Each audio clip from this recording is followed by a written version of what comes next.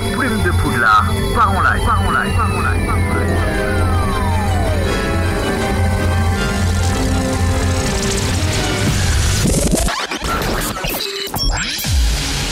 La plume de Poudlard. Allez, on est de retour sur The Next Convention et cette fois-ci, je suis avec des confrères de médias Harry Potter et vous l'aurez peut-être pas reconnu parce qu'on ne voit jamais leur tête, mais en tout cas leur nom vous est pas inconnu. On est avec qui? On est avec Harry Potter France. Et ben, bienvenue au micro de la plume de Poudlard. Comment allez-vous? Bah ça va très bien. Super. Et vous de votre côté, comment ça va? Bah ça va très bien, un peu fatigué, hein. Deuxième journée de The Next Convention. Ça devient fatigant. On est un peu sur les rotules. En plus, alors derrière nous, vous voyez beaucoup de monde parce que c'est les files d'attente pour aller voir Natalia Athéna et également Elsa. J'ai peur de écorcher son nom de famille, vous le connaissez? Je ne saurais pas le dire, je ne connais pas. Donc Elsa, je ne saurais pas le dire. Voilà, c'est elle qui est juste là. La fameuse, retrouvez-la. Mais elle est très populaire parce qu'il y a beaucoup de monde pour elle. Voilà. Mais c'est plus du Disney, donc on est un peu moins familiarisé. Et des fans hardcore. Hein. Oui, d'ailleurs ça chantait et tout, c'était apparemment assez épique. Alors, du coup, on est avec donc Harry Potter France, très présent sur Facebook. Êtes-vous présent ailleurs d'ailleurs? Vous avez un site internet, il me semble? Alors, on n'a pas de site internet. Non, vous n'avez pas de site internet. Ouais, on a une page Instagram depuis 3 ans à peu près, donc elle est encore un peu nouvelle comparée à la page Facebook. Okay. Et plus récemment, on a un TikTok qui n'a pas encore énormément de contenu parce qu'on l'a créé cette année. Mais là, avec des conventions comme aujourd'hui, etc., ça va nous permettre justement de créer du contenu pour développer le TikTok. Ok, très bien. Donc TikTok qui s'appelle comment du coup? Harry Potter France? Harry Potter France, ouais, tout simplement. Easy. Et du coup sur Facebook Harry Potter France et Instagram Harry Potter France. Voilà. Page. Enfin, ouais, Harry sur Potter Instagram, France, c'est Harry Potter France page. Parce que c'était déjà pris Harry Potter France. Oui. Avec un nom comme ça, c'est pour ça que je posais la question parce que c'est quand même, c'était sûr que c'était pris quoi. En fait, surtout sur Instagram. Ouais, sur Instagram. TikTok, je pensais que ça aurait été pris aussi. Ouais, moi aussi. En fait, non. Mais c'est trop récent en fait finalement. La France sur TikTok n'est pas. Enfin, ils s'y ont mis il y a 3-4 ans en vrai. Il y a pas plus. Ouais, c'est timide. Voilà. Alors, qu'est-ce qu'on peut retrouver sur Harry Potter France? Bon, nous, évidemment, on vous suit sur Facebook, mais qu'est-ce qu'on peut y retrouver comme contenu essentiellement? Alors, tout ce qui se rapproche de près ou de loin du Wizarding World, d'une manière globale. Donc, à la fois des actualités sur, bien évidemment, Harry Potter, sur les animaux fantastiques, mais aussi de près comme de loin. Donc, ça peut être sur les acteurs, ce qu'ils font à côté. Si Tom Felton va tourner dans un nouveau film, on va le poster, même si ça ne concerne pas Harry Potter. Et aussi, bien évidemment, du divertissement, des concours, parce qu'il faut quand même faire plaisir à la communauté, les remercier à notre échelle comme on le peut, et puis des événements comme aujourd'hui où on va faire la communication autour des événements. Excellent. En gros, de vrais confrères. Voilà, exactement. Comme vous, en gros. Ok, excellent. Alors, j'imagine que cette page-là, vous l'avez créée il y a longtemps. Ça fait de combien d'années qu'elle existe? Alors là, ça fera 7 ans au mois de juillet. 7 ans au mois de juillet. Ça fera 7 ans au mois de juillet. Ça passe vite. Et puis moi, à l'époque, je venais d'avoir 16 ans. D'accord. J'étais encore un tout bébé. Bon, vous pouvez faire le calcul comme ça, vous savez quel âge elle a en fait. Voilà. Pas besoin de le dire. C'est balancé. Et du coup, alors il y a un moment où elle était un peu calme cette page, et il y a 2-3 ans, c'est reparti, il y a eu beaucoup de contenu. Qu'est-ce qui s'est passé? Alors déjà j'ai grandi, ce qui fait que ça m'a permis de devenir majeure, de faire plus de trucs et puis d'être un peu plus mobile. Et surtout c'est tout bête, mais j'ai commencé mes études dans la communication. Okay. Ce qui fait que j'ai appris des petits tips, des petits trucs, etc. au niveau des interviews, ou tout simplement vis-à-vis de moi-même, parler en public, m'exprimer, etc. Et tout ce qui est graphisme, pour faire mon propre logo, pour faire ma photo de couverture. C'est toi qui as fait le logo? Ouais, c'est moi qui ai fait le logo. Du coup c'est toutes ces choses que je ne savais pas faire avant. D'accord. Et en tant que enfant de 16 ans, on peut pas financer, on peut pas, etc. Donc la communication et mon âge en fait. C'est ce qui fait que du jour au lendemain, je me suis dit j'ai toutes les clés en main pour développer le truc et ça marche bien, donc pourquoi pas le développer. Donc tu es à l'initiative donc de cette page. Aujourd'hui, vous êtes combien au sein de Harry Potter France? Alors on est 4 au total. On est une toute petite équipe. Donc il y a Mathilda qui n'est pas avec nous aujourd'hui parce qu'elle n'a pas pu venir. Donc on pense à elle. Une petite pensée à elle. Salut Mathilda. Voilà, salut Mathilda. Et puis il y a donc Alicia qui est ma meilleure amie depuis toujours. Okay. Et Rémi mon copain. Donc c'est très familial. Finalement oui, c'est très familial. Voilà, c'est ça. Très bien. Et du coup, alors évidemment, si vous avez créé cette page-là, si vous êtes fan de l'univers d'Harry Potter et du Wizarding World, donc on va vous poser quelques petites questions par rapport à Harry Potter, à vous trois, et ensuite on basculera gentiment sur le préquel des animaux fantastiques pour avoir votre ressenti là-dessus. Ça marche. Première chose, quand est-ce que vous avez découvert Harry Potter? On va commencer par toi, Rémi. Ouais. J'ai dit Rémi, hein, j'ai pas dit Romain.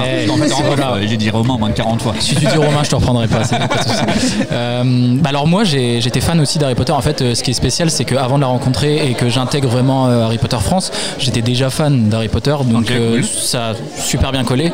Donc moi, j'ai commencé à regarder Harry Potter. Les films étaient encore au cinéma, on était à la moitié, ça devait être La Coupe de Feu ou quelque chose comme ça, et j'ai commencé à les regarder.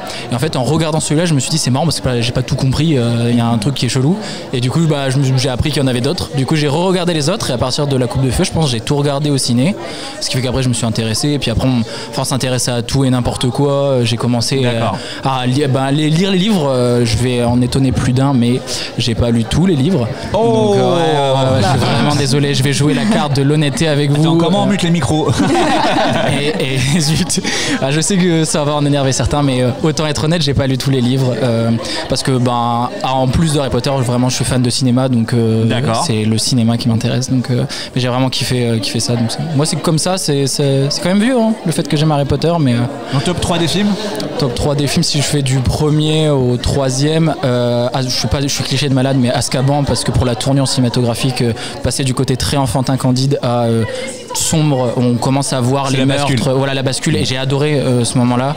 Je dirais qu'après on est sur La Coupe de Feu, on voit les autres maisons pour la première fois, et en vrai ça met une claque.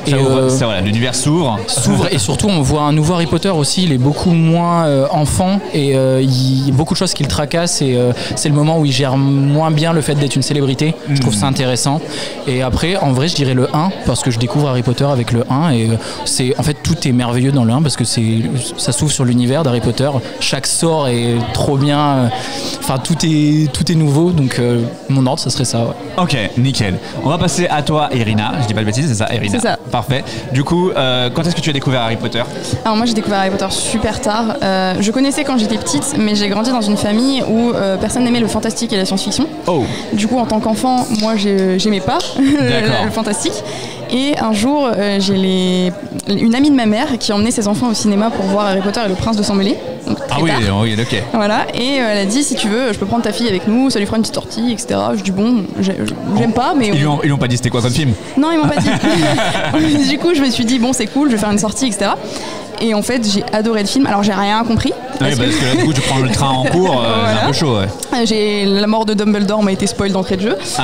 Mais je me suis dit, c'est trop bien. Je sais pas pourquoi j'ai adoré vu que j'ai pas compris. Du coup, T'es arrivé dans l'univers d'Harry Potter par les films. Voilà, c'est ça, par les films.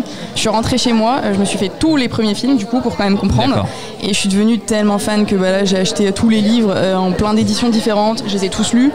Et après, j'ai acheté les livres qui parlent d'Harry Potter pour les lire aussi. Et du coup, là, c'est parti, c'était l'engrenage. Et puis, maintenant, j'en suis là. Et moi-même, j'écris sur Harry Potter, du coup. Donc, tu fais des fanfictions? Alors, j'ai déjà fait des fanfictions quand j'étais plus jeune. Mais maintenant, j'ai plus trop le temps de m'occuper de ça avec la page, etc. Donc, je comprends. Ok, et ben du coup, Alicia, c'est ça? C'est ça. Même question, allez. Moi, j'étais jeune, j'étais super jeune, j'avais 8 ans.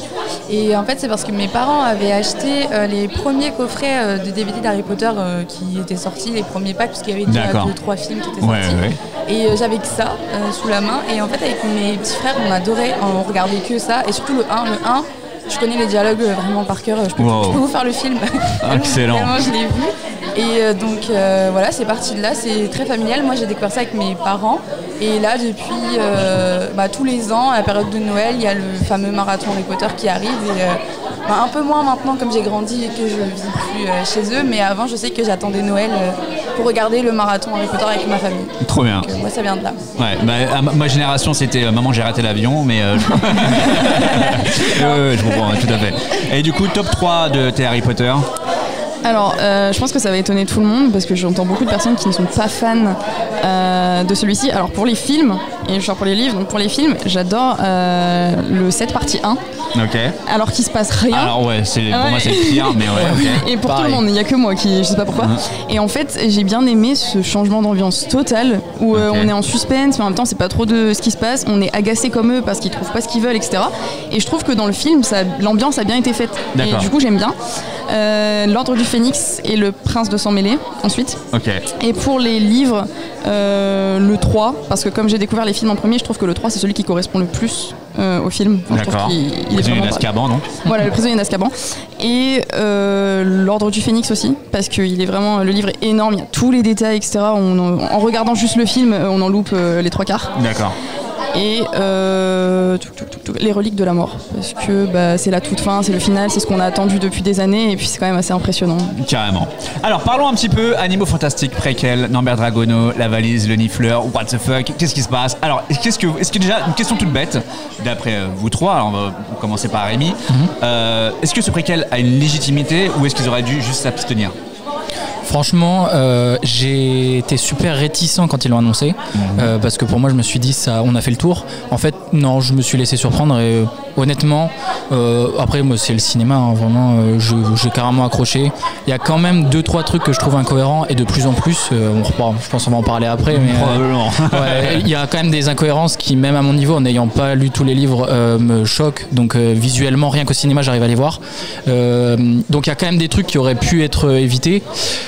Après, sinon, non, j'accroche grave. Déjà, le personnage de Norbert Dragono, on l'a vu, on était avec Evanna Lynch, elle a super bien résumé le truc, mais son personnage est attachant. Il sort des codes qu'on a l'habitude de voir, par exemple, comme Harry Potter, du mec sûr de lui, qui a des atouts, qui est déjà de base meilleur que les autres. Là, on est sur quelqu'un qui est dans un autre registre, super agréable à regarder, et ça reste vraiment dans l'univers, quoi. On a moins de magie, certes, dans le premier, on a moins de magie, on a d'autres choses. Et les Animaux Fantastiques, je trouve que c'était une superbe idée, fallait y penser. En plus, ça part d'un livre d'école, donc ça part de là, donc franchement, fallait aller chercher tout ça, quoi. Bonne ou mauvaise idée? Alors moi de mon côté au départ j'étais super réticente aussi parce que juste avant comme on Rémi. avait eu exactement comme Rémi, surtout qu'on a eu Harry Potter et l'enfant maudit au départ. Ah ouais, alors, oui. Voilà, on a eu ça. On peut en parler aussi. Et du coup quand j'ai appris qu'ils avaient fait les Animaux Fantastiques, je me suis dit wow, est-ce qu'on va repartir sur un délire comme Harry Potter et l'enfant maudit? Au final, agréablement surprise. Franchement, j'ai trouvé que le film se regardait tout seul et on retrouvait toute la magie du premier Harry Potter, les animaux, etc. Et comme disait Rémi aussi, le personnage de Norbert Dragono qui est super attachant. Par contre, voilà, plus ça passe, plus il y a d'incohérences et plus ça détruit. C'est un mot fort, mais ils sont lancés, quoi. Voilà, parce que moi, ce que j'ai toujours qui m'a toujours fasciné dans le monde d'Harry Potter, c'est que tout est hyper calculé. C'est millimétré, il y a une raison pour chaque chose. Quand on découvre les anecdotes, on se dit waouh, ça avait été pensé pour dès ça. Le début, voilà, c'est assez fou. Et je trouve qu'en fait, dans les Animaux Fantastiques, ça détruit tout ça parce qu'on se dit mais ça, c'est pas possible parce que dans Harry Potter, c'est comme ça.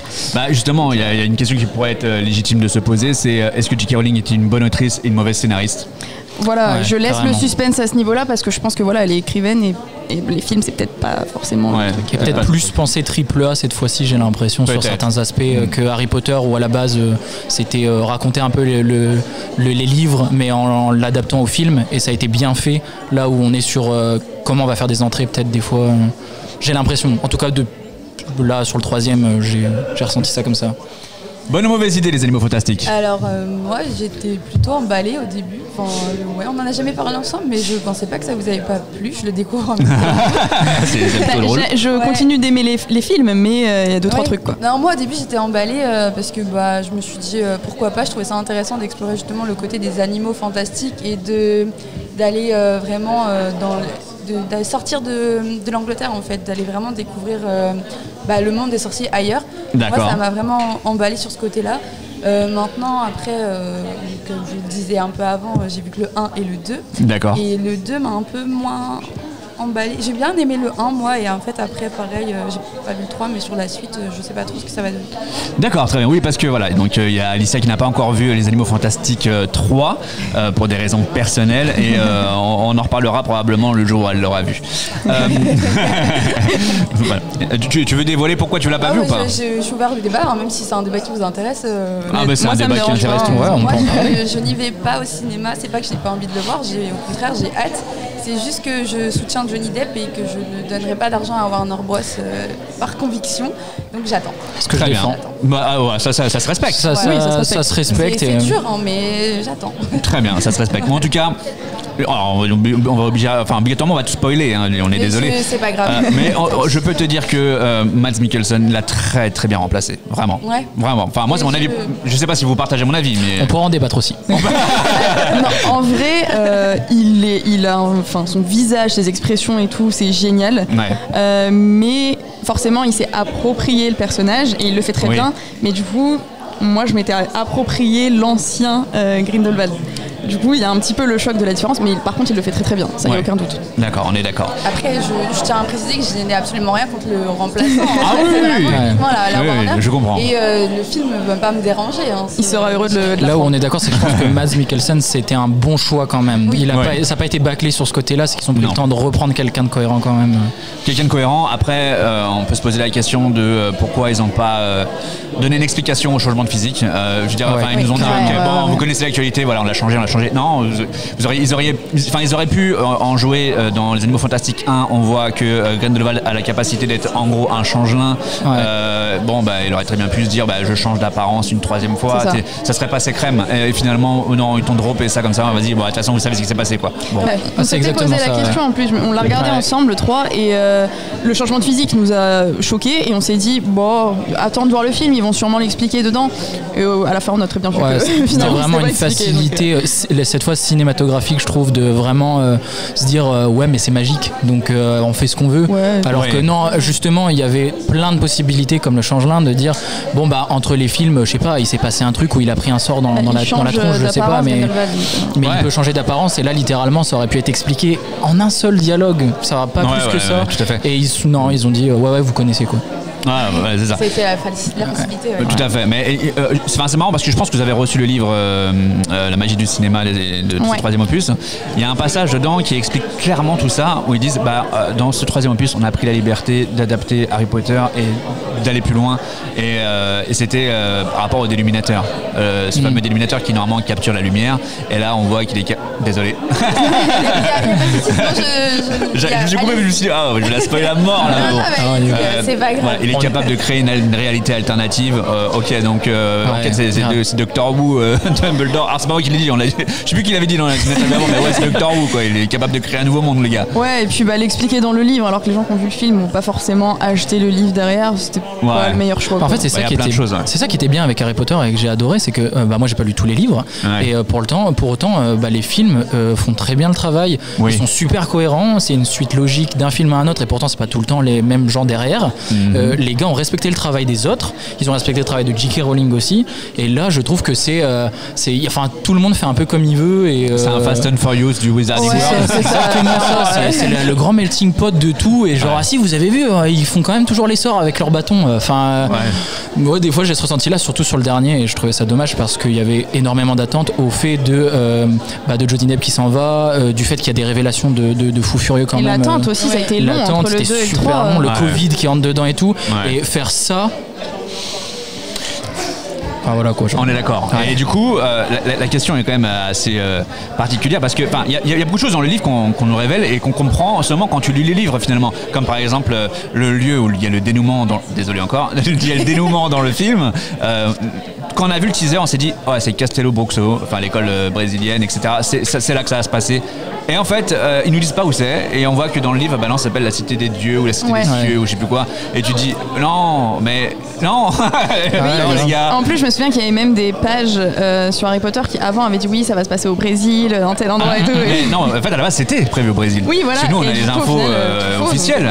Et en fait, avec le Covid, ils n'ont pas pu le faire. C'est Du coup, ça. ils se sont dit, on va dévier un peu sur l'Allemagne. Parce que nous, on avait tout sorti à ce moment-là. Enfin, on avait déjà sorti les infos, que ça arriverait à tel lieu, etc. Et au final, Voilà, et en fait, pas du tout. Du coup, il y a eu beaucoup d'anticipation sur les créatures qu'on aurait pu voir au Brésil. Parce que exactement. il y en a, Ça. et puis finalement, pas du tout. au moins, on a été surpris. Oui, voilà, on a été surpris. Mais Est-ce que c'est ouais. dans le Pas bon pour autant, sens pour autant, c'est ce que je trouve dommage avec les facilités scénaristiques, quoi. C'est vu qu'ils ont dit la deadline c'était là, quoi, c'était 2022, on sort le film, alors que je suis partisan justement du fait on attend et on sort ce qui devait être sorti, quoi. Genre, Faisons un James Cameron, je veux dire, il sort un film quand il a besoin de le sortir. voilà, et c'est tout. Voilà. Et genre, il y avait une histoire à raconter, on raconte l'histoire, et si on a un an d'attente, les gens ils viendront quand même, quoi. Genre, c'est tout, c'est comme ça. C'est ouais. l'industrie du cinéma, c'est différent. Comme on disait, J.K. Rowling, elle a écrit ses livres avant les films, donc la structure est différente. Alors que là, les films, l'industrie du cinéma, ça sort à l'appel et puis. Quoique, à la fin, sur les 3 derniers opus qu'elle a écrits, elle a quand même dit qu'elle avait été poussée Oui, à faire un livre parce en un an. qu'entre temps, il y avait déjà du coup l'industrie du cinéma qui est arrivée, exactement. donc forcément. Et du coup, elle disait que c'était compliqué compliqué. Qu'elle avait pas aimé le ping-pong, quoi. C'était ça. Ouais, complètement. Alors que là, c'est même plus ça. C'est eux qui donnent leur règle, quoi, genre, et ça se sent, moi, je trouve. Ouais, de toute ils se façon, sont appropriés l'œuvre. En plus, elle a quand même pas mal de drama sur le dos. Ouais. Ce qui fait qu'ils ont une certaine légitimité sur elle, Un poids sur elle. Ils ont un Ouais, poids ouais. sur elle. Elle peut pas trop se défendre. Comme il y a énormément de personnes qui sont contre elle, ça doit beaucoup en jouer en fait. Là, c'est encore un autre débat, mais ouais, dire, tout à fait. je pense. Non, enfin, contractuellement parlant, si. Mais oui, en effet, je pense que Warner a essayé de la mettre en arrière. Les fans s'en sont rendus compte. Mais les fans s'en sont rendus compte. Déjà, on l'a vu, nous, sur Les Animaux Fantastiques 2, je crois, son nom était en tout petit. J'en voyais même plus. Nous-mêmes, la plume, on a gueulé en disant, mais non, quoi, c'est J.K. Rowling, c'est pas Warner le truc, quoi. Peu importe ce qu'on en pense, heureusement ou malheureusement, c'est son histoire et c'est son univers. Donc, qu'on l'apprécie pas, que j'ouvre pas le débat, mais ça reste son univers et ça, on pourra pas le lui enlever. Tout à fait. Mais après, je pense que vous êtes au courant, vu que vous êtes également très au fait de l'actualité des Wizarding World. À la base, elle avait écrit un scénario pour le troisième. Warner l'a dit non. Ça a été modifié. Voilà, donc non, tu vas appeler Steve Knov et tu vas réécrire tout ça, ma cocotte. On ne sait pas ce qu'il y avait dans ce scénario initial. On le saura pas. Peut-être qu'elle avait plus orienté ça comme dans un livre. Et moi, je pense que justement, Les Animaux Fantastiques 2 était un peu comme une partie de jeu d'échecs où à poser toutes les pièces en disant voilà, il y a tout ça dans le jeu, je vais vous montrer après comment ça va jouer. Et que là, dans le 3, en fait, ils ont dit bon, ok, on a embrouillé tout le monde, le 2, c'est trop compliqué, il y avait trop de monde. Alors que je pense que c'était juste une mise en place de l'échiquier. Et on n'a pas eu le temps de voir jouer la partie, que là, ils nous ont quasiment donné la fin, quoi. Et ce troisième opus, je pense qu'ils l'ont fait de façon à répondre à toutes les questions possibles et inimaginables, pour se dire au cas où si on doit fermer la porte, on a répondu à tout. Vu que les 2 prochains films sont plus ou moins toujours remis en question, à chaque fois est-ce qu'il y aura un 4e, est-ce qu'il y aura un 5e comme c'était prévu, je pense que c'est vraiment la carte qu'ils ont jouée, c'est qu'au moins s'il n'y a pas de 4e et il n'y a pas de 5e, les fans se contenteront du 3e qui ferme un petit peu la boucle. Et c'est ça le problème parce que c'est pas le cas. À vous entendre parler, ça me met une pression monstre sur voir ce film. Je me dis, tu vas peut-être y aller plus vite que prévu. Tu vas pas être déçu, mais il y a beaucoup de choses où tu vas te poser des questions, tu vas te dire, on parlera peut-être de l'identité de croyance, mais on peut en parler maintenant. Non. Franchement, non. Des gros points d'interrogation. En plus, ça c'est voulu comme genre un reveal de ouf. Ils ont depuis le 2, ils ont vraiment réfléchi à ce truc-là. Et le 3, c'est censé être le reveal de c'est effectivement ça. Ouais, normalement, on aurait dû tomber de notre chaise. C'est poussif. De toute façon, la scène de fin. Le reveal, il est. Tu t'es en mode oui, d'accord. Enfin, j'avais compris quoi. Mais en fait, c'est clairement la définition selon moi, du fan service. C'est-à-dire que on va pas forcément privilégier toujours la cohérence, mais quelle réaction avant les fans, oh c'est un Dumbledore, oh il y a Poudlard, oh il y a McGonagall, tu vois. On n'est plus dans est-ce que McGonagall était née à cette époque, quel âge elle avait, etc. On est dans si les gens voient McGonagall, ils vont être contents. Nostalgie, Harry Potter, etc. Et ils vont être contents en fait. Je pense que c'est surtout ça. Je pense qu'ils avaient un cahier des charges en disant alors on veut un Phénix, on veut Poudlard, on veut Harry Potter. Non mais c'est arrivé dans le 4e Harry Potter. C'est ça. D'ailleurs, comme je pense que si vous avez lu le livre, vous le savez. Donc le Phénix, du coup, ce n'est pas fume sec. Alors nous, on était convaincus que ça l'était. Pour moi, c'était lui, il n'y avait pas de question. Non, dans le livre, ils disent que non, c'est pas fume sec. Alors, désolé. Donc là, c'était pas incohérent que ce soit lui ou quoi. Non. Et c'est là où il y aurait pu avoir justement du fan service. Oui, complètement. Fan service cohérent. Voilà, c'est ça. Pour une fois.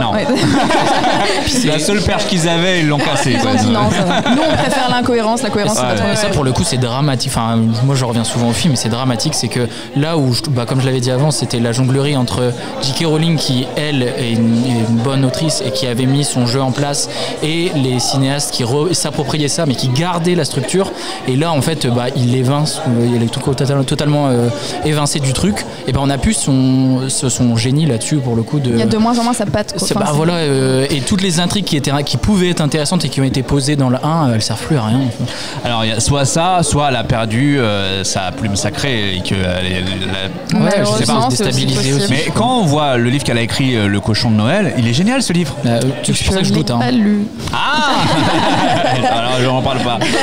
Mais l'histoire est géniale et je me dis tout le monde m'a dit qu'il était top par contre. C'est pas possible. On voit que ça s'est écrire encore quoi. Surtout que c'est récent. Donc je pense que vraiment elle a des contraintes des ayants droit en fait de la licence maintenant et que du coup fait, bah non. non. Oui, ça Mais lui c'est appartient clairement- plus entièrement en fait. C'est clairement ça, de toute façon, pour l'épisode qui était sorti là, cette année, elle a été évincée par la Warner. Ah, le 20e anniversaire. Ouais. Ah oui, oui, elle a Alors, été- C'est des elle a archives. été Enfin, il y a des archives quoi. C'est compliqué cette histoire. Nous, les infos qu'on a eues, c'est que c'est elle qui aurait décliné l'invitation. Ouais, moi aussi c'est l'info que j'ai eue, Ouais. mais je sais pas. Mais Je trouve ça gros, c'est que J'en suis Pourquoi pas elle aurait sûre, j'en suis décliné pas sûre à 100%. l'invitation Ouais. alors, Après, ça moi, on m'a n'engage dit que que c'était une moi, question hein. d'agenda. On m'a dit que c'était à cause de ça, une question d'agenda. Ouais, pour quelque chose Pour d'aussi 20e gros, anniversaire. ça n'engage que moi, mais moi personnellement, je pense que. Moi je laisse un Je pense suspens. qu'on a décliné son je agenda. Je ne sais pas. Je suis ouverte au débat, mais moi personnellement, Je sais pas. Ouais, J'ai eu la bon. même info, mais j'ai douté quand même. Ouais, donc bon, en tout cas, on l'a relayé. Enfin, là, non, je crois qu'on n'en a C'est pas quand parlé. On a juste dit qu'elle n'était pas là, mais on n'a pas dit pourquoi. Mais nous, ouais. Ouais.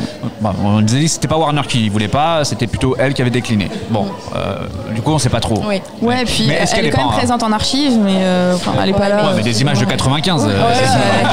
Au début, on l'a vu, j'ai fait, bah, je croyais qu'elle devait pas être là. Après, je vois 2016, je fais, ah non. Ah, oui, c'est non. vraiment pour faire un rappel. Bonjour, j'ai écrit les livres. Ouais, si vous c'est en souvenez ça. pas. Histoire de dire. Non, ouais, elle a pas abusé. Ouais, c'est clair. Donc voilà, c'était déjà une bonne émission, pratiquement 30 minutes, avec Harry Potter France que vous avez découvert donc, au micro de la Plume de Poudlard pour la toute première fois, alors que ça fait déjà 4 ans qu'on se côtoie sur les réseaux sociaux.